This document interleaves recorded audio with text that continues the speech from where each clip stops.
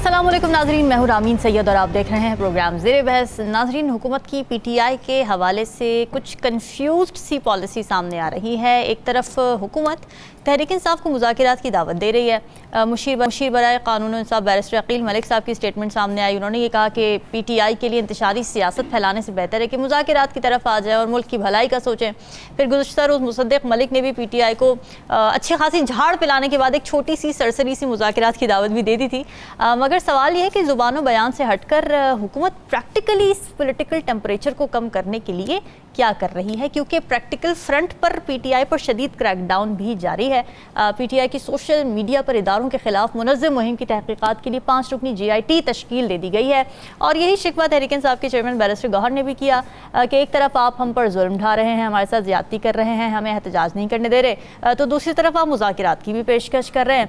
तो नाज़रीन, हमारा सवाल भी यही है कि मुज़ाकरात की पेशकश और GIT साथ साथ कैसे चलेगी, इसी पर तज्जिया लेंगे। अपने तज्जियाकारों से हमें ज्वाइन कर रहे हैं सीनियर तज्जियाकार नजमुल साकिब साहब, राव खालिद साहब और साकिब बशीर हमारे साथ मौजूद हैं। आप सभी का बहुत शुक्रिया। नजमुल साकिब साहब, गेम प्लान है क्या हुकूमत का, या फिर सिरे से कोई गेम प्लान नहीं है बल्कि उनका अपना एंड गेम चल रहा है?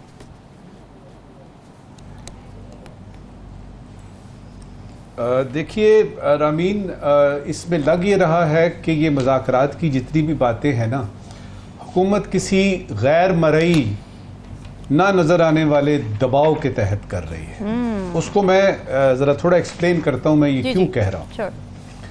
देखिए, जब से हुकूमत बनी है उसके कुछ अरसे के बाद से हम ये सुन रहे हैं कि टेम्परेचर कम होगा, मुज़ाकरात होंगे, खान साहब की तरफ से इनकार आ रहा है, इधर से इकरार जा रहा है, फिर ये आपस में कुछ गुफ्तगू हो रही है, PPP जो है वो कुछ कह रही है, नून कुछ कह रही है। बुनियादी सवाल अभी तक किसी का ध्यान ही नहीं जा रहा। नंबर 1, मुज़ाकरात में एजेंडा क्या होगा, मुज़ाकरात किस बात पे होंगे, मुज़ाकरात कौन करेगा, मुज़ाकरात कब होंगे, उसका हल निकालने की क्या तवक्कुआत हैं। इन बुनियादी सवालों पे अभी तक बात ही नहीं हो रही। सिर्फ ये हो रहा है कि जिस तरह मुसद्दिक मलिक साहब ने कल आके तो गुस्से में कुछ बातें की और कहा कि जी मुज़ाकरात। इधर से हम देख रहे हैं कि रऊफ हसन साहब जो हैं उनके कंप्यूटर समेत उनको बाहर निकाल के आपने जेल में डाल दिया। और अभी पता लगा है कि आज सैयदा अरूबा को भी उन्होंने पकड़ लिया है, वो जो उनकी मीडिया एक्टिविस्ट थी जी। एक तरफ आप मुज़ाकरात की बात कर रहे हैं जिसकी मुझे तो समझ नहीं है किस बात पे होनी है, ठीक है।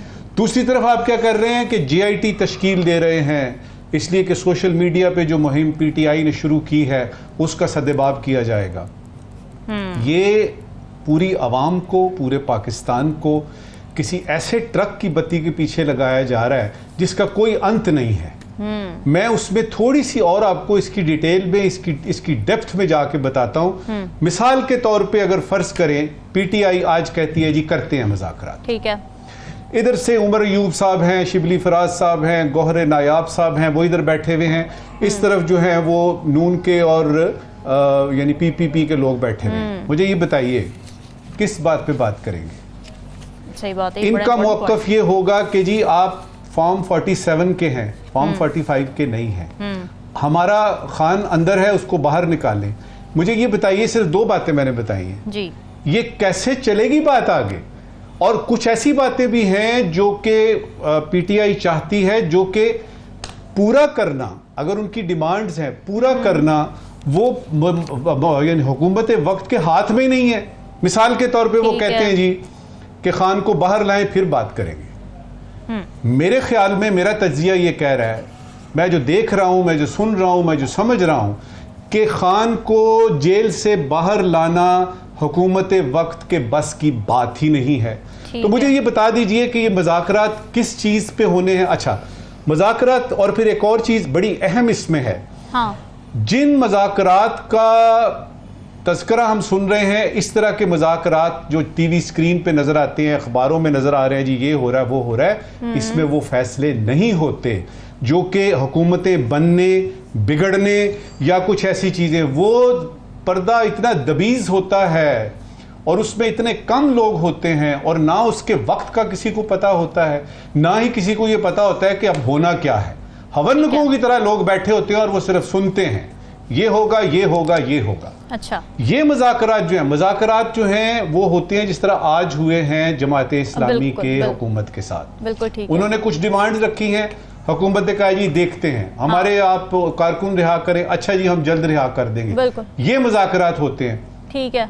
इस वक्त जो ये यानी सूरत हाल है जो मुसद्दक मलिक साहब ने कल इयादा किया मुज़ाकरात का, मुझे तो ये एक बहुत गहरा और अजीब सा एक मजाक लग रहा है। मुझे इसका कोई अंत नजर इसलिए नहीं आ रहा कि जितने भी मुज़ाकरात करने वाले हैं, कहने वाले हैं, सुनने वाले हैं, और सबसे बढ़ के जो मुज़ाकरात करने से इनकार कर रहे हैं, मुझे तो पता नहीं वो किस चीज का इनकार कर रहे हैं। लिहाजा मुज़ाकरात एक मजाक है और इसके पीछे, और ये इसलिए किया जा रहा है कि ताकि ये कहा जाए कि हम पॉलिटिकल स्टेबिलिटी की तरफ जा रहे हैं। लेकिन मैं ये वजाहत कर दूं इस वक्त की आखिरी बात कि बातें करने से, बयानबाजी करने से इस तरह के मसाइल के पॉलिटिकल स्टेबिलिटी आ जाएगी, बातों से नहीं आएगी।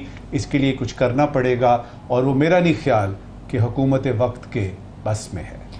राव खालिद साहब, यहीं से बात निकालते हैं, आपको लगता है कि हुकूमत सिर्फ एक टूल के तौर पर इस वक्त एक्ट आउट कर रही है मुज़ाकरात की जब वो बात करती है, क्योंकि उनकी बॉडी लैंग्वेज, उनकी जो ज़ुबान है या उनकी जो टोन है उसका साथ दे नहीं रही। वो बोलते कुछ और हैं, मुज़ाकरात की बात करते हैं, टोन उनकी एग्रेसिव है, बॉडी लैंग्वेज उनकी बड़ी एग्रेसिव है, तो फिर इसका मतलब है उनकी अपनी विल भी नहीं है इतनी ज़्यादा मुज़ाकरात करने की।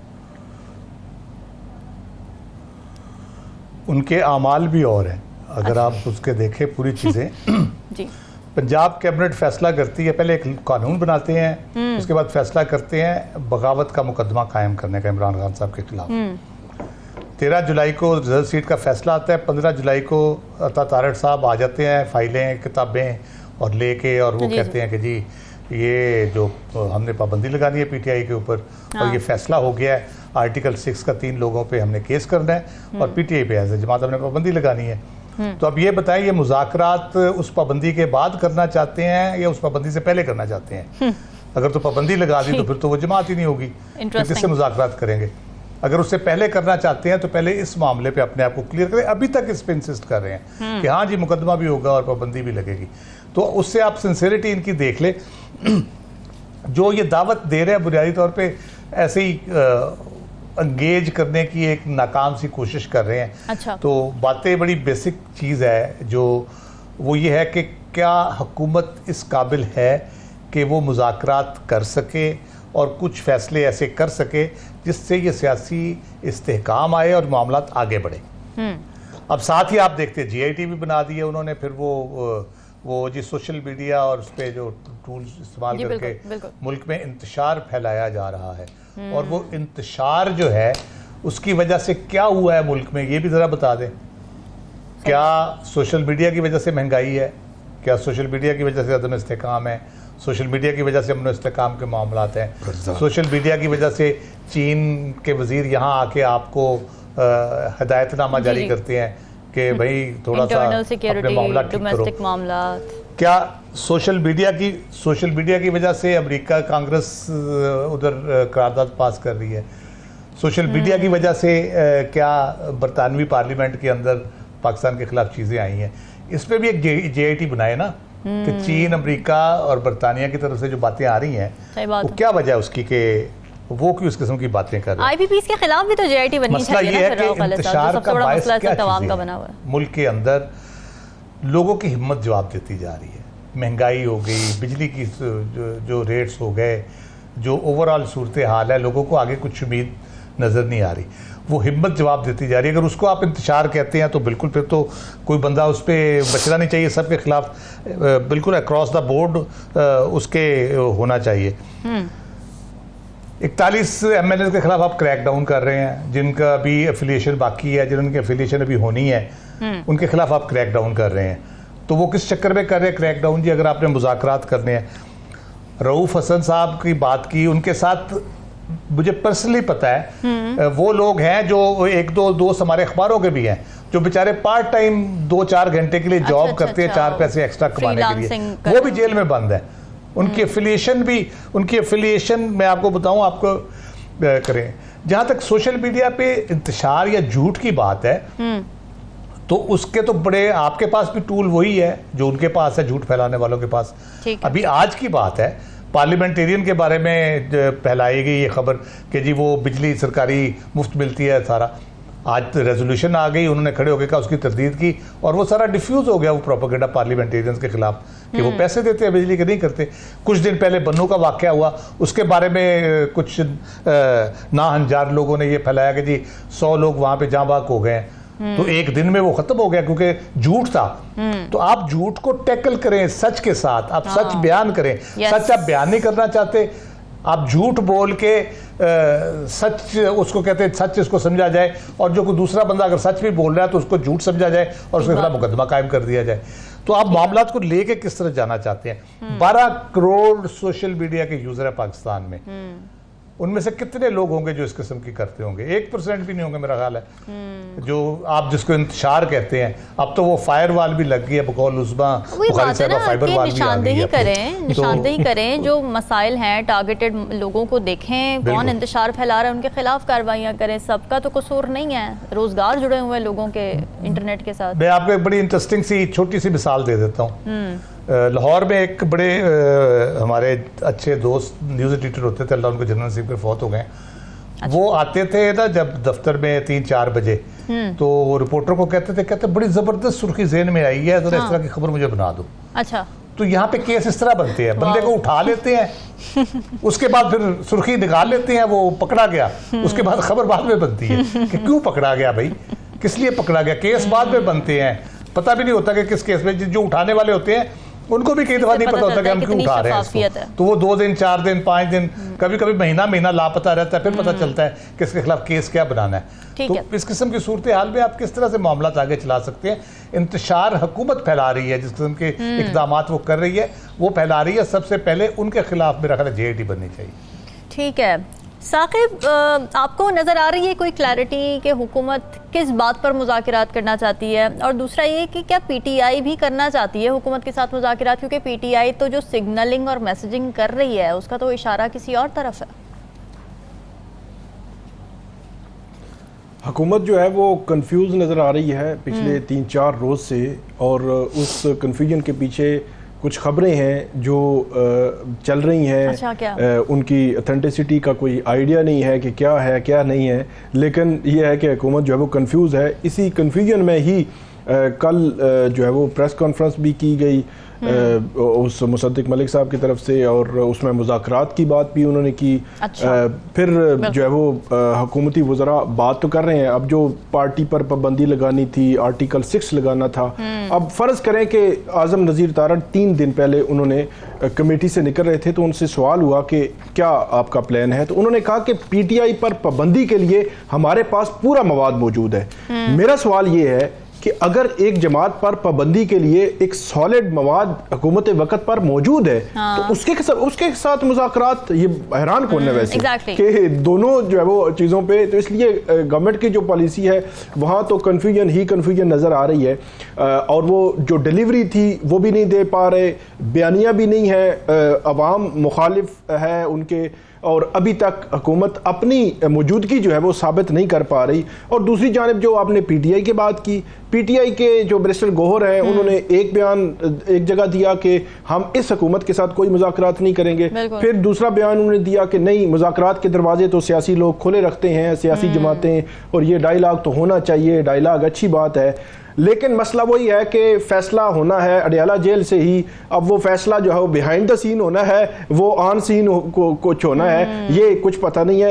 ये PTI की पोजीशन है, लेकिन जो ग्राउंड रियलिटीज़ हैं उन पे अगर हम बात करें तो इमरान खान साहब जो है वो इस वक्त 4 मुकदमात में उनको सजा हो चुकी है। 5वां जो मामला है 190 मिलियन पाउंड केस, अब वो अपनी इख्तिताम की तरफ बढ़ रहा है। पहले 4 मुकदमात में रिलीफ उनको मिल चुका है। इसके अलावा सोशल मीडिया का क्रैकडाउन आप देखें, JIT बन गई है, रऊफ हसन, PTI की जो वर्ल्ड वाइड जो सोशल मीडिया टीमें हैं तमाम के साथ वो जो है वो उन तक पहुँचने, उनको गिरफ्तारियाँ करने, और जो एक लड़की जो है वो उन्होंने गिरफ्तार की जो फेसबुक की ऐड थी PTI की आज, बल्कि रऊफ हसन जो है उनके साथ उनका कोई लिंक, उन्होंने आज FIA ने की रिपोर्ट पेश की अदालत में, तो उन्होंने कहा कि एक भारतीय जो है राहुल नामी कोई उसके साथ इनका कोई लिंक हुआ है, तो उन्होंने कोई इनको भेजा था, टिकट भेजा था। और फिर रऊफ हसन ने कहा कि मैंने बहरीन कोई वहाँ कॉन्फ्रेंस थी वहाँ पे जाना था उसलिए टिकट आया था, तो वो एक लिंक भी निकाला गया उस पे, उसके हवाले से भी जो है बात हो रही है। तो ये मल्टीपल चीजें एक तरफ चल रही हैं। अभी एमएनएस की बात राव साहब ने की कि अभी प्रेस कॉन्फ्रेंस की उमर अयूब, उन्होंने कहा हमारे 41 जो है एमएनएस हैं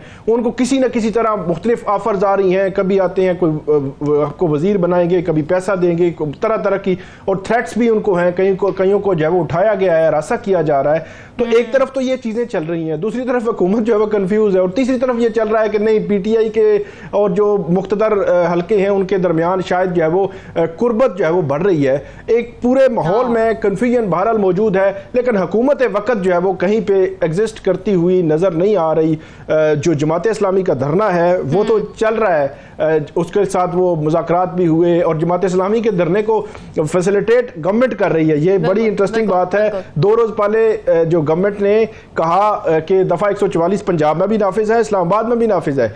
आपने अच्छी बात है, ये पॉलिटिकल एक्टिविटीज को जो है वो उनको करना चाहिए, लेकिन ये है कि उनका जो दोगलापन वो देखें कि पीटीआई अगर कोई जलसा, कोई एहतजाज, प्रोटेस्ट कुछ करना चाहे तो वहां वो कहते हैं नहीं हम जो है बिल्कुल इजाजत ऐसी नहीं देंगे, वहां भी इजाजत नहीं देंगे, लेकिन फैसिलिटेशन शुरू हो गई है। रावलपिंडी के जो डीसी है उन्होंने फैसिलिटेट करना शुरू किया, अब उनके मुज़ाकरात चल रहे हैं।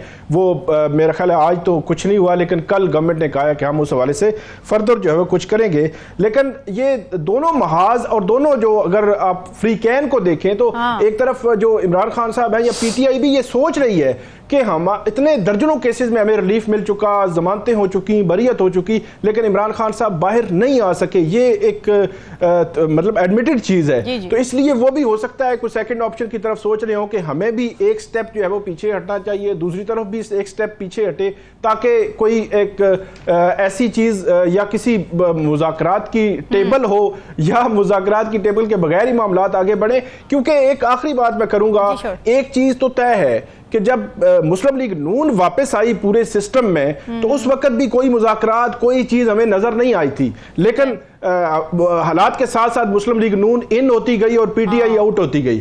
तो इसलिए ये इन और आउट होना जरूरी नहीं है कि वो रिकॉर्ड पे हमें नजर आ रहा हो और सारा कुछ हो और वो हो जाए। बाकी ये है कि तब मुस्लिम लीग नून का बयानिया वोट को इज्जत दो, उन्होंने उसको छोड़ा, उनके कारकुनान ने बिल्कुल कोई लंबा चौड़ा इतराज नहीं किया, थोड़ा बहुत उस पर आया, और उसके बाद उन्होंने कहा कि नहीं नवाज शरीफ साहब ने या नून लीग ने जबरदस्त जो है वो चलाया इस मामले को। और अब अगर जो इमरान खान साहब हैं उन्होंने जो एक बयानिया था उनका, उस बयानिए को अगर वो पीछे हटते हैं तो इमरान खान साहब ही हरफे आखिर हैं, तो पीटीआई के जो कारकुनान है वो यकीनी तौर पर फिर कहेंगे कि जबरदस्त पॉलिसी है और खान साहब ने जबरदस्त जो है पत्ता खेला है। तो इसलिए ये इन और आउट होना जरूरी नहीं कि हमें जो है वो नजर आए, ये बगैर नजर आए इन आउट होता रहता है। की इतनी सिग्निफिकेंस नहीं है जितनी हवाओं के रुख तब्दील की सिग्निफिकेंस है। अब देखते हैं कि किसके हक में हवाओं का रुख तब्दील होता है। यहाँ लेते एक ब्रेक, स्टे विद अस।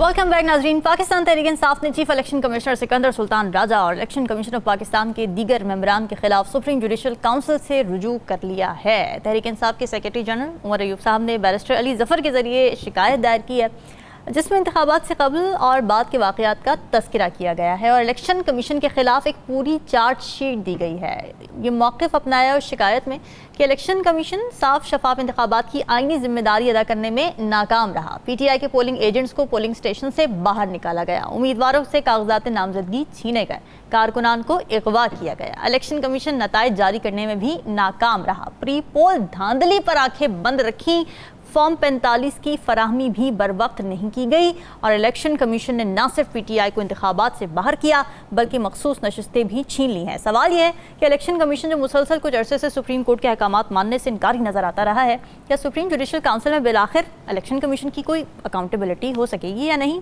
राव खालिद साहब, सुप्रीम जुडिशल काउंसिल जाने का पीटीआई को कोई फ़ायदा होगा और क्या इलेक्शन कमीशन को कोई नुकसान होगा, कोई अकाउंटेबिलिटी होगी?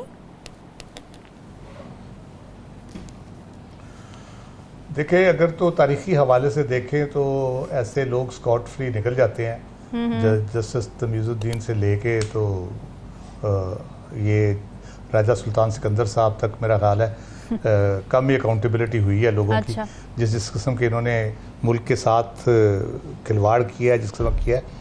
अदालती बात मैं बाद में करता हूँ। जी। मैं एज अवाम, एक अवाम होने की हैसियत से, जी जी सबसे पहले तो ये अवाम के कटहरे में खड़े हैं। इन्होंने मेरे साथ ज्यादती की है, इन्होंने पीटीआई के साथ जो भी मुतअस्सबाना रवैया अख्तियार किया। 8 फरवरी के इंतखाबात हुए, 9 फरवरी को इन्होंने पाकिस्तान की जमहूरी बुनियाद पे वार किया है, अवाम की तौहीन की है इन्होंने, और अभी तक मानने को तैयार नहीं है। अभी भी कहते हैं नहीं हमने ठीक किया जो भी किया। जी। फैसले उनके खिलाफ आ रहे हैं, रिजर्व सीट्स के आ गए, पीटीआई को एज ए जमात तस्लीम कर लिया गया, सारा कुछ हो गया। इसके बावजूद वो ढिठाई पे अड़े हुए हैं। मेरी बार बार वो तौहीन पर वो मुसलसल कर रहे हैं।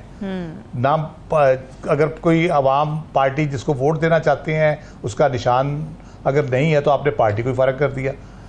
तो ये एक बड़ा आप कह लें कि एरोगेंस जो है ना एक उनके रवैये में, और एक हकारत मुतअस्सिब के साथ साथ वो आपको नज़र आती है, जगह जगह पे नज़र आती है, एक पार्टी के खिलाफ और अवाम के खिलाफ। मैं तो कहूँगा पार्टी को तो छोड़े, सही बात, अवामी एक वाहिद जिम्मेदारी इलेक्शन कमीशन की ये है कि उन्होंने साफ और शफाफ इंतखाबात कराने हैं, वो भी 5 साल बाद। बीच में इक्का दुक्का ज़िमनी इलेक्शन आ गए, बल्दियाती इलेक्शन हो ही नहीं रहे अल्लाह के फजल से, वो तो उनके वैसे ही जान छुट्टी हुई है।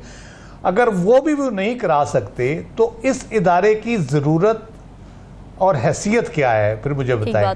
क्यों आइन में इसको रखा गया है, क्यों इनके लिए सारे फंड्स एलोकेशन की जाती है, क्यों इनको इतनी सहूलतें दी जाती हैं, 3-piece सूट पहन के बैठ जाते हैं और हमें लेक्चर देते हैं बैठ के।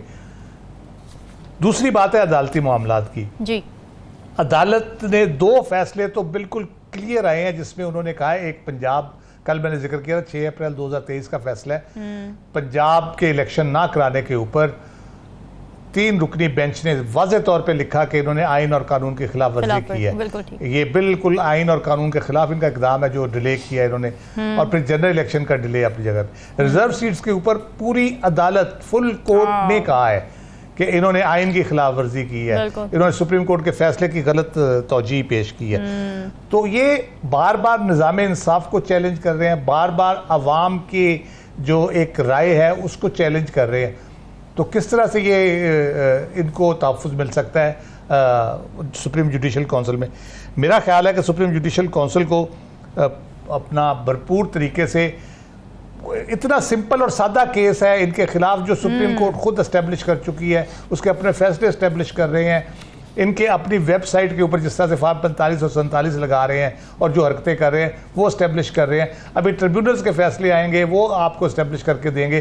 ट्रिब्यूनल्स को चेंज करने की इन्होंने जो गैर कानूनी तौर पे कोशिश की वो आपको बता रहे हैं। तो इनकी, मेरा नहीं ख्याल इनकी बचत होनी चाहिए, और अगर इनको स्कॉट फ्री जाने दिया गया तो ये फिर हमारा ख्वाब ही रहेगा कि कभी इस मुल्क में कोई अच्छा इलेक्शन कमीशन होगा, साफ शफाफ इंतखाबात होंगे, अवाम की मुंतखब हुकूमत होगी, जमहूरियत होगी, और अवाम के उमंगों के मुताबिक people of the government for the government by the government of the people by the people for the people होगी।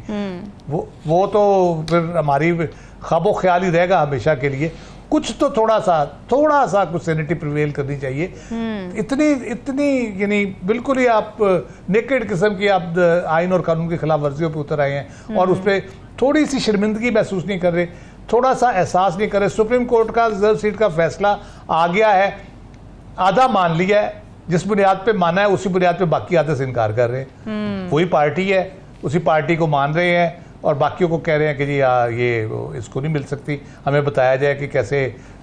मुझे समझ नहीं आ रही, एकदम से ये काके बन जाते हैं ऐसे मासूम से कि जी हमें तो पता ही नहीं क्या है। और जब निकालने पे आते हैं छोटी छोटी बातों के ऊपर, इलेक्शन की जमात के इलेक्शन की स्क्रूटनी करने लगते हैं, तो छोटी छोटी बात पे पूरी जमात को उड़ा के साइड पे कर देते हैं। सुप्रीम कोर्ट कहती है बल्ले का निशान नहीं मिलेगा इनको, वो पूरी जमात को उड़ा देते हैं। जब अपने उनके आते हैं ऐसे और फिर खुद ही ये भी कह देते हैं बाद में आके कि हमने तो कोई गलत तशरीह नहीं की, मासूम बन के बैठ गए। जी एग्जैक्टली वही ढिठाई है ना, यही मैं कह रहा हूँ ना कि लेकिन ये प्रॉब्लम ढिठाई ये है, है कि ये get away with it so arrogance है ये। इतनी दफा ब्लेटेंट वायलेशंस सुप्रीम कोर्ट की जजमेंट्स की, लेकिन कोई जी पकड़ यही नहीं मैं है। अर्ज कर रहा हूँ कि ऐसी वायलेशंस के बाद भी अगर ये स्काट फ्री निकल जाते हैं तो फिर अफसोस ही किया जा सकता है, उसके बड़े लॉन्ग लास्टिंग उसके इम्पैक्ट होगा। फिर ठीक है। आपके इंतखाबात अवाम के वोटों से नहीं तय होंगे, फिर यही तय करेंगे बैठ के अपनी मर्जी के फार्म 45-47 बना के ऊपर टेस्टेशन की मोहर लगा के तो फैसला कर दिया करेंगे। बिल्कुल ठीक है। नजमो साकिब साहब, मैं थोड़ा दूर का सोच रही हूँ, आप मुझे वापस लेकर आ सकते हैं, मगर ये जो ग्राउंड्स अभी पीटीआई ने बनाए हैं सुप्रीम जुडिशल काउंसिल में जाने के लिए इलेक्शन कमीशन के खिलाफ, क्या इन ग्राउंड्स की बेसिस पे 8 फरवरी को होने वाले इलेक्शंस कलअदम हो सकते हैं?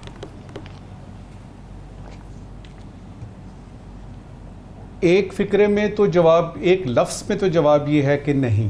अच्छा, नहीं हो सकता। दूसरी बात ये है कि ये जिस मिसकंडक्ट की बात हो रही है ना, अगर आप पीटीआई का वो देखें ना, जो कंप्लेन उन्होंने बना के तो भेजी है सुप्रीम जुडिशल काउंसिल में, उसका लुबे लुबाब ये है कि इलेक्शन कमीशन ने मिसकंडक्ट का यानी वो किया है, और उसमें उन्होंने वो नहीं किया जो उनको करना चाहिए था, और उन्होंने वो किया जो कि मिसकंडक्ट के जुमरे में आता है। तो लफ्ज़ है मिसकंडक्ट। ओके।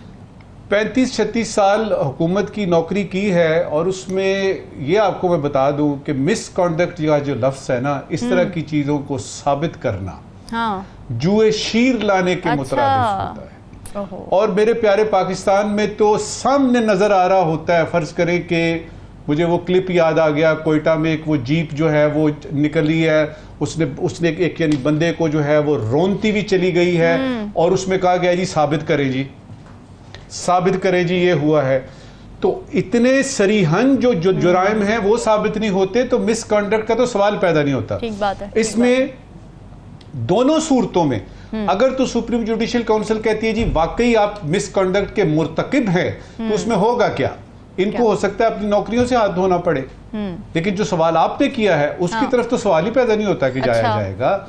ये तो उनके कंडक्ट की बात हो रही है। लेकिन इलेक्शन जो 8 कोर्स फरवरी को करेक्शन हुए कर रही है उसके जो नताइज सामने आए, उसका बल्ले के इससे कोई निशान ताल्लुक पर मुझे कोर्स नजर नहीं आ करेक्शन रहा। हुई है, इलेक्शन कमीशन के फैसले पे कोर्स करेक्शन हुई है, मखसूस नशिस्तों पे पूरी कोर्स करेक्शन हुई। इस आप पर नहीं उनको होगी बल्ले के निशान से पहले भी ले जाएं, उन्होंने तो तारीख ही नहीं दी थी। उन्होंने तो इस पूरे पाकिस्तान को चलाना शुरू कर दिया था, हर चीज मुंतज हो गई थी उनके ऊपर। तो उनके तो जुराइम जो हैं, जो अवाम की नजर से आप देखें तो बहुत ज्यादा हैं। अब अगर अदालत भी उनको इस यानी जुर्म का या इन जराइम का मुर्तकब समझती है तो इनकी नौकरियां जाएंगी, बस इसके अलावा कुछ नहीं होगा। हाँ, जो दूसरा पहलू है ना इसका, जो पीटीआई का दूसरा पहलू है, जो कि मुझे उसमें कुछ होप नजर आ रही है, जो सवाल आपने किया है जी, क्या? वो है कि 9 मई के बारे में सीसीटीवी जो है वो यानी कवरेज देखी जाए, और उसके बारे में केपी में सुना यह है कि किसी कमीशन बनने की बात हो रही है। इसका मतलब है संजीदगी से सोचा जा रहा है कि मिसगिविंग्स जो हैं वो दूर की जाएं, और बाकायदा तौर पे पता चल गया पीटीआई को कि 9 मई का जब तक कैलेंडर से नहीं निकलेगा बात आगे नहीं बढ़ेगी। और जहां तक बात है इसकी कि वजाहत किस चीज की और इस चीज की और उस चीज की, हमें इसी में ही लगे रहेंगे। एक बात आपको बता दूं, चाहे ये कमीशन बन जाए, चाहे आपका ये सुप्रीम जुडिशल काउंसिल कह दे कि जी जितनी भी इन्होंने किए हैं ना वो अल्ट्रा वायर्स हैं और इलीगल इन्होंने काम किए हैं, इनको ये कर दे वो कर दे वो कर दे, मीठे चावल उस वक्त मिलेंगे जब पीर साईं आएगा। वो आपने सुना है ना, पीर साईं आंदा है तो मीठे चावल खांदा है। ये अदालत के हाथ में नहीं है, ये हुकूमत के हाथ में नहीं है, ये पीर साईं के हाथ में है। और मीठे चावल इंशाअल्लाह उसी वक्त पीटीआई को मिलेंगे जब पीर साईं आएगा। ठीक है साकिब, आपको क्या लगता है ये जो दरख्वास्त लेके गई है पीटीआई, इसके नतीजे में इलेक्शन कमीशन की कोई अकाउंटेबिलिटी होने का चांस है? और वही सवाल जो मैंने नजमो साकिब साहब से भी किया कि क्या इसके नतीजे में इलेक्शंस तक कोर्स करेक्शन हो सकती है? अकाउंटेबिलिटी तो होनी चाहिए। इलेक्शन जो कलअदम करने की आपने बात की कि वो तो मेरा नहीं ख्याल होगा, लेकिन अकाउंटेबिलिटी इसकी होनी चाहिए। उसकी वजह यह है कि जो पब्लिक है, जो आवाम है, वो किसी हद तक इस चीज़ पे बिलीव करती है। हम खुद इस चीज़ पे बिलीव करते हैं कि आपने जो कुछ करना है अपने वोट की ताकत से कीजिए, और जब भी वोट हो 5 साल के बाद तो आप अपना वोट ज़रूर कास्ट करें, क्योंकि उसका बड़ा वजन होता है। तो ये जो उसको वो जो यकीन रखे हुए हैं, वो यकीन किसी ना किसी सूरत में कायम रहना चाहिए। ये बड़ी एक बदकिस्मती है कि 8 फरवरी को वो जो लोगों का यकीन था उसको तोड़ा गया, वो टूटा, और उसमें इलेक्शन कमीशन का जो है वो बड़ा किरदार है। ये तकरीबन जो पीटीआई ने सुप्रीम जुडिशल काउंसिल में लेके गए हैं 14-15 इनके जो वो पॉइंट्स हैं, वो मैं क्रक्स उसका आपके सामने रखता हूं। एक तो वो 90 रोज में इलेक्शन जो करवाने थे उन्होंने वो नहीं करवाए थे पंजाब और खैबर पख्तूनख्वा में, वो भी इसी में है कि उन्होंने आइन तोड़ा। उसके बाद उन्होंने कहा कि लेवल प्लेइंग फील्ड नहीं दी गई, और पीटीआई को उसी नज़र से नहीं देखा गया जिस तरह बाकी जो है पॉलिटिकल पार्टीज को देखा जाता रहा। फिर ये जानिबदार था इलेक्शन कमीशन। ममनुआ फंडिंग केस का हवाला दिया गया है कि हमारा केस, पीटीआई का केस 2013 से ऑनवर्ड जो चल रहा है, अभी भी चल रहा है, और जो बाकी पॉलिटिकल पार्टीज हैं उनके खिलाफ 2017 से ममनुआ फंडिंग केसेस के अलेज किए गए, तो वो केसेस जो है वो पेंडिंग है, उनमें अभी तक जो है वो कुछ नहीं हुआ।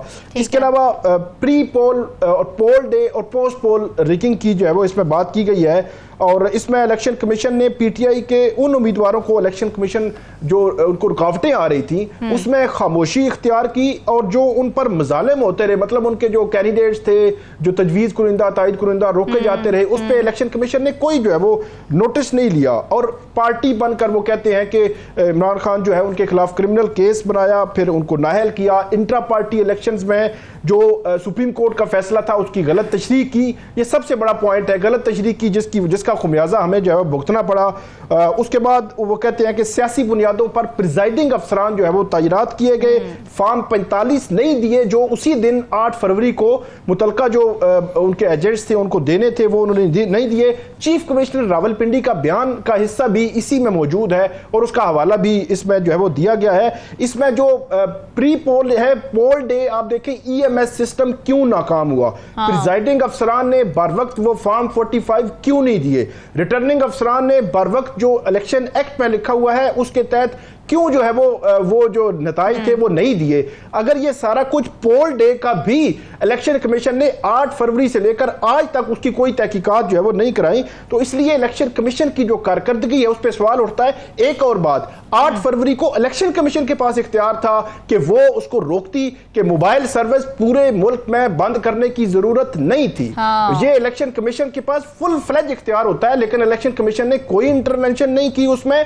जहां पे मोबाइल सर्विस बंद करने की जरूरत थी वहां होनी चाहिए थी, बाकी जगहों पे नहीं होनी चाहिए थी, लेकिन कर दी, इलेक्शन कमीशन ने नहीं पूछा। तो ये सारे सवालात इलेक्शन कमीशन से पूछे जाने चाहिए कि क्यों ऐसा हो रहा है। एक सिर्फ मैं मिसाल देकर जो है वो अपनी बात को खत्म करूंगा कि ये जो फॉर्म 45 और फॉर्म 47 और जो लोगों का यकीन है वोट पर, ये अगर उठ गया तो जो कैंडिडेट्स हैं वो भी यही समझते हैं कि हम जो है वो, हमें अगर वोट ना भी मिला तो हम जो है वो किसी के कहने पर जो है वो किसी की मुआवनत से जो है वो हम एमएनए बन जाएंगे। तो फिर होता क्या है, फिर जो हल्के की सियासत है वो भी खत्म हो जाती है। एक जो मैं आपको एक एग्जांपल देता हूं कि जेलम और पिंड दादर खान के दरमियान एक जो है वो सड़क बननी है, वो तकरीबन 100 किलोमीटर से जायद की वो रोड है, वो पिछले 2-2.5-3 साल से जो है वो उखाड़ बिछाड़ है, कुछ भी नहीं हुआ।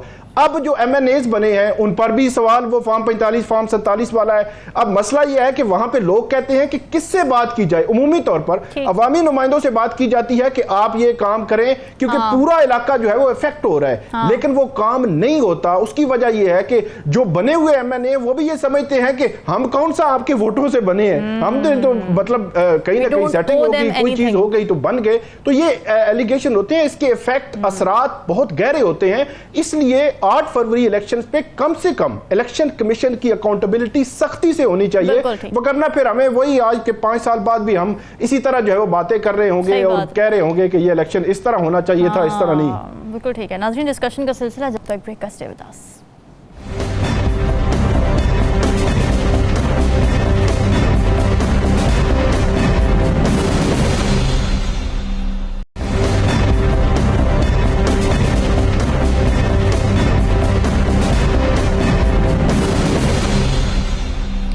Welcome back. कारगिल जंग की याद में एक तकरीब मुनक़िद की गई जिसमें भारतीय वज़ीर आज़म नरेंद्र मोदी ने अपना पुराना वही पाकिस्तान मुखालिफ रेटरिक दोहराया और भारत जो खुद क्रॉस बॉर्डर टेररिज्म में मुलविस रहा है, जिसके शवाहिद कनाडा में हरदीप सिंह निज्जर के कत्ल की सूरत में मिले, जिस पर इंटरनेशनल कम्युनिटी ने भरपूर आवाज़ भी उठाई, वही भारत पाकिस्तान पर दहशतगर्दी का इल्ज़ाम लगा रहा है, जिस पर पाकिस्तान के दफ्तर खारिजा ने शदीद रद्द-ए-अमल भी दिया और इस बयान को जारहाना करार दिया, इसकी मजम्मत की गई है। दूसरी तरफ क्या हो रहा है कि अमरीकी सेनेट में पाकिस्तान और चीन मुखालिफ बिल पेश कर दिया जाता है, इमदाद रोकने की तजवीज़ दे दी जाती है और अमरीकी सेनेट में जो ये बिल पेश किया गया है इसमें चीन के बढ़ते असर रसूख को वजह बनाया गया है और पाकिस्तान की जानिब से मुबैना ख़तरात से निपटने के लिए भारत की मदद का वादा किया गया है। तो सवाल ये है कि भारत अमरीकी गठजोड़ और मोदी की जारहियत पाकिस्तान को कैसे अफेक्ट कर सकती है। नज़मुल साकिब साहब, यूजुअली देखा गया है कि मुस्लिम मुखालिफ रेटरिक हो या पाकिस्तान मुखालिफ रेटरिक हो, मोदी जी ये रेटरिक ज़्यादातर इलेक्शंस के करीब आते हुए ज़्यादा इस्तेमाल करते हैं ताकि उनका वोट बैंक बढ़ सके, मगर अभी तो इलेक्शंस ख़त्म हुए हैं और वो अभी वज़ीर आज़म बने हैं। क्या इसमें आपको मैसेजिंग या सिग्नलिंग मिलती है? सबसे पहले तो रामीन प्राइम मिनिस्टर नरेंद्र मोदी के गुस्से की बात करना चाहेंगे जी। देखिए, उनका गुस्सा बचा है। अच्छा। पहले ज़रा देखिए तो सिचुएशन उनकी क्या है। सिचुएशन ये है कि इलेक्शन होते हैं और वो पहले से उन्होंने कह दिया जी 400 सीटें लूँगा। हाँ, अब की बार 400 जो है वो 400 सीटें लेगी। वो बेचारे मुश्किल से थोड़ी सी मेजॉरिटी उनकी कोलिशन जो है वो ले सकती है, तो गुस्सा आता है कि नहीं आता। दूसरी बात, जो उन्होंने शाइनिंग इंडिया का आइडिया दिया वो बेल मुंढे चढ़ती हुई नजर नहीं आ रही, उसका भी बताता हूं। फिर उसके बाद उन्होंने कहा जी पाकिस्तान को आइसोलेट कर देंगे, पाकिस्तान इररेलेवेंट है। शाइनिंग इंडिया की पहले बात करते हैं। इस वक्त करोड़ों लोग हिंदुस्तान में गुर्बत की लकीर के नीचे हैं। वो अपनी जगह पे उनकी इकोनॉमी 5वें नंबर की, 6ठे नंबर की। आवाम का हाल देखिए जाके, आप जरा दिल्ली में जाके देखें, सांस नहीं ले सकते आप, इतनी गंदगी और इतनी बू है। अब ये कैपिटल सिटी की बात हो रही है। उसके बाद आप आ जाइए पाकिस्तान को आइसोलेट करने की। पाकिस्तान तो आइसोलेट अल्हम्दुलिल्लाह नहीं हुआ। जिस वक्त उन्होंने बात की थी उसके फौरन बाद अगर आपको याद हो तो अफगानिस्तान के ऊपर हमने इस्लामाबाद में एक बहुत बड़ी एक यानी कॉन्फ्रेंस की थी, दुनिया भर से लोग आए थे। ना आइसोलेट कर सके, ना शाइनिंग इंडिया का ख्वाब पूरा हुआ, ना इलेक्शन में अपनी मुतवक्को सीटें हासिल की। गुस्सा तो बनता है। और उसके ऊपर तुर्रा ये है कि कल जो है वो इस महीने जो 11 लोग, कल 11वां फौजी शहीद हुआ है या मर गया है या कत्ल हुआ है इंडियन हेल्ड कश्मीर में जी। वहां पे 5 लाख इनकी फौज है, फिर भी बात नहीं बन रही। वो 9 अगस्त, वो जो यानी अगस्त 2019 का 5 अगस्त 2019 का जो इकदामात थे वो पूरे नहीं हो रहे। गुस्सा तो बनता है। जहां तक आपने अमेरिका की बात की है, उसका एंगल इस यानी रेजोल्यूशन का, इस कागज का एंगल जरा चाइना स्पेसिफिक है। अच्छा। ये चाइना कंटेनमेंट के उस तरफ में आता है, पाकिस्तान का बीच में जरा सा हवाला है, इसलिए परेशान होने की जरूरत नहीं है। हमारा दिल चाहेगा कि अमेरिका बीच में आए।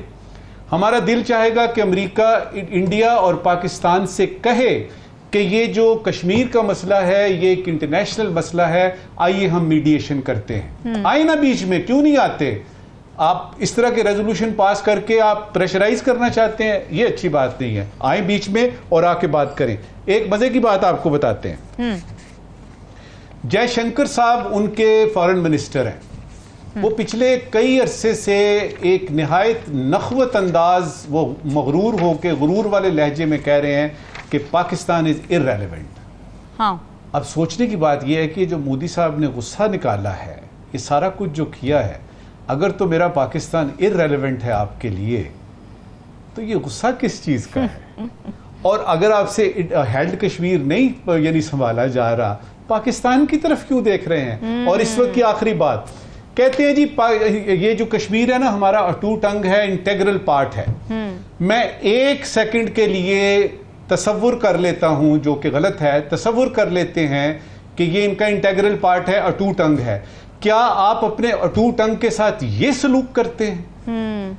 वो सारा सलूक जो आप अपनी माइनॉरिटी के साथ पूरे हिंदुस्तान में कर रहे हैं, वही आप मुसलमानों के साथ इधर कर रहे हैं। आप ये अटूट अंग का ये ड्रामा किस चीज के लिए रचाया हुआ है आपने?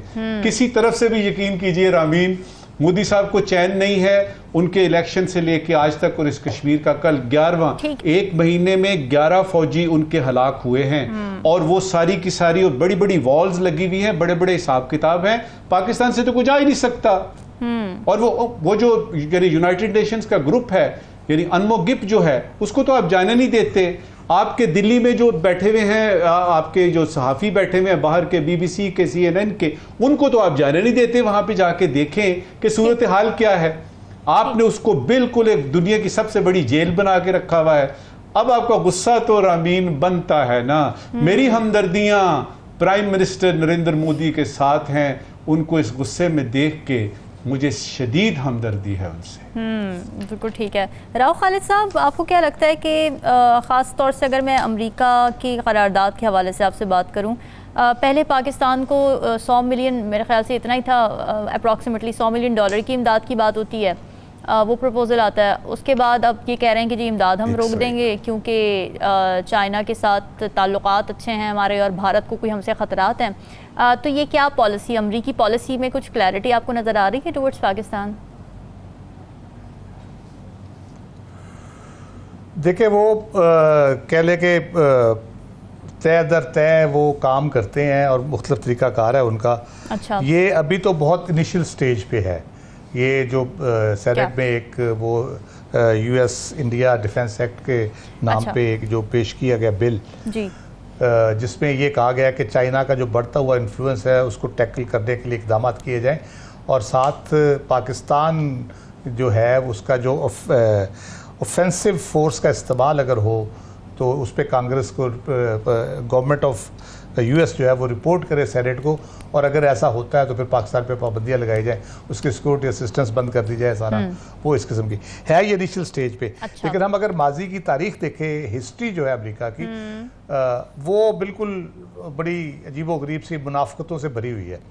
लैरी प्रेस्लर याद होगा सब लोगों को, अभी उन्होंने किताब भी लिखी 2017 में एक, जिसमें उन्होंने पाकिस्तान के बारे, उस वक्त वो नहीं मानते थे, अब उन्होंने माना, उस नेबर्स इन आर्म्स के नाम से बुक लिखी, जिसमें उन्होंने पूरी अमेरिकन एडमिनिस्ट्रेशन को 350 सफ़ों में ये कन्विंस करने की कोशिश की है कि भारत US का नेचुरल एलाई है और पाकिस्तान के साथ हमारा कोई कॉमन है ही नहीं चीज़। अच्छा। कि हम उसके साथ जाएं, और वो इतना अरसा ये सारा कुछ करते रहे। उन्होंने भी इसी किस्म की छोटी सी कोशिश शुरू की थी। उसके बाद अल्टीमेटली हमें ज़ियाउल हक साहब के जाने के बाद प्रेस्लर अमेंडमेंट का सामना करना पड़ा। हमारी इमदाद रुक गई, सिक्योरिटी सिस्टम बंद हो गई, F-16 की पेमेंट की हुई थी, उसके बदले में उन्होंने कहा जी गंदम ले लें हमसे, F-16 हम नहीं दे सकते 88-89 में। तो इसको लाइटली नहीं लेना चाहिए, इसको सीरियसली लेना चाहिए, जो ये करने की कोशिश वो कर रहे हैं। ठीक है। तो ये दो रुखी है अमेरिका की, मुनाफिकाना रवैया उनका है। मैं एक और पहलू पे इससे बात करना चाहूँगा।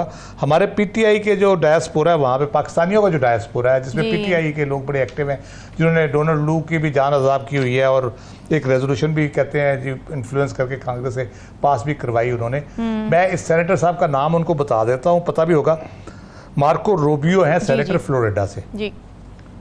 इनको ज़रा टारगेट करें और इनकी ज़रा ट्रोलिंग करें, ठीक है। पाकिस्तान के लिए भी कोई काम करें, PTI के साथ साथ ना पाकिस्तान के लिए भी काम करें। पाकिस्तान के इंटरेस्ट के खिलाफ जो लोग भी वहाँ पे रिपब्लिक के सेनेटर हैं, जो लोग पाकिस्तान के खिलाफ कांग्रेस में, सेनेट में इस किस्म की कर रहे हैं, जहाँ आपको लोग सपोर्ट कर रहे हैं, वहाँ इस किस्म के एलिमेंट्स भी मौजूद है। जो भारत लॉबिंग करता है उसको सपोर्ट करते हैं। तो इनकी ट्रोलिंग पे भी थोड़ी सी तवज्जो दें, बजाय इसके कि वो सिर्फ एक ही काम करते रहें और एक ही पार्टी के लिए करते रहें। पाकिस्तान के लिए भी थोड़ी सी कोशिश करें, मेरा ख्याल है बेहतर हो जाएगा। तो मोदी साहब का जहाँ तक है वो, ये सही बात है नजूर साहब की, ये गुस्सा तो नहीं है, फ्रस्ट्रेशन है बुनियादी तौर पे। अच्छा। वो इतने फ्रस्ट्रेट हो चुके हैं, अब की बार 400 पार नहीं हुआ तो वो अब बिल्कुल नीचे जाते जाते, अब वो उनका था कि एंटी मुस्लिम पे गुजरात से शुरू हुए, उस पे लेके चले, रिटोरिक करते करते करते यहाँ तक पहुँचे।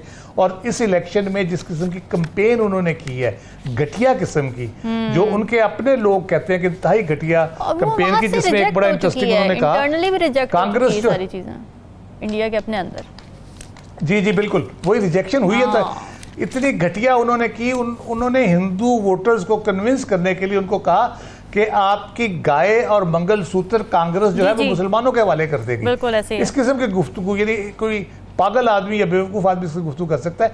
और इसके बावजूद उनकी बात नहीं सुनी गई, इसके बावजूद वो 400 पार नहीं हुआ बल्कि 300 के नीचे नीचे रह गए।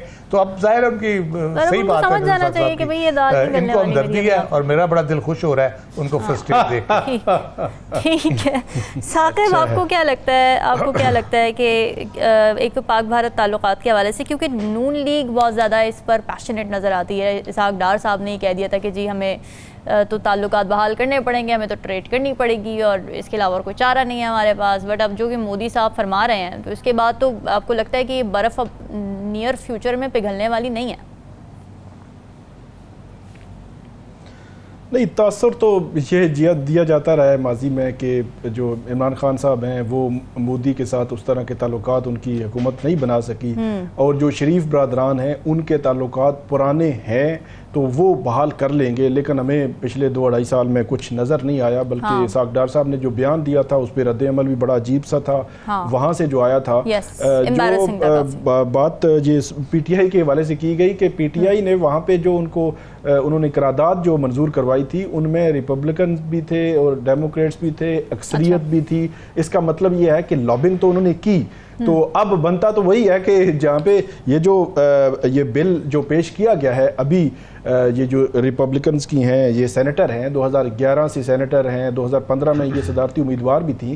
तो ये अल्टीमेटली भारत ने ये उनकी वहाँ पे लॉबिंग ही है, उस लॉबिंग का ही नतीजा है कि ये बिल पेश किया, इनिशियल स्टेज पे है, लेकिन अल्टीमेटली भारत को फ़ायदा पहुँचाने चीन के हवाले से किया गया है। लेकिन पाकिस्तान का भी उन्होंने कहा कि अगर वहाँ पे कोई भारत मुखालिफ कोई सरगर्मियों में मुलविस कोई चीज़ नज़र आए तो पाकिस्तान की जो है वो इमदाद जो है वो रोक दी जाए। तो ये उस हवाले से तो बड़ा अहम है। लेकिन अब देखना यह है कि पाकिस्तान काउंटर जो है वो उसको कैसे करता है वहाँ पे पाक अमेरिका ताल्लुकात के तनाजुर में। माजी में भी हमने देखा कि जून 2023 में भी जब बाइडन मोदी मुलाकात हुई थी तो वहाँ पे भी उसमें भी जो एलामिया वहाँ पे जारी किया गया था उसमें भी पाकिस्तान मुखालिफ और जो सरहद पार दहशतगर्दी की बात की गई थी और मुख्तलिफ जो तंजीमों के हवाले से और इस तरह का।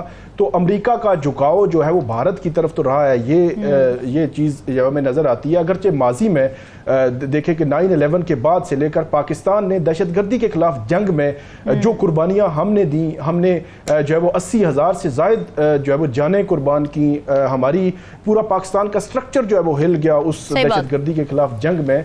लेकिन इसके बावजूद भी वो जो झुकाव है वो ज़्यादातर अमेरिका का भारत की तरफ ही नज़र आता है। बाकी जो भारत के अंदरूनी मामलात हैं वहाँ पे अगर आप देख लें, वहाँ अक़लीतों के साथ ख़ास तौर पर मुसलमानों के साथ जो सलूक किया जाता है, जो मोदी की हुकूमत पिछले 5 साल करती रही है, या उनका जो एजेंडा था जिस पे उन्होंने इलेक्शन लड़ा तब से लेकर जो है वो आगे आप देख लें, या कश्मीर में फिर 5 अगस्त 2019 का जो उनका था वो उसको आगे लेकर वो चल रहे हैं, लेकिन उसमें भी अभी तक कामयाबी नहीं हो सकी। तो अल्टीमेटली भारत जो है वो उसके अंदरूनी जो मामलात हैं, या मोदी साहब वो इलेक्शन उस तरह नहीं जीत सके जिस तरह वो जीतना चाह रहे थे, मेजॉरिटी अक्सरियत चाह रहे थे।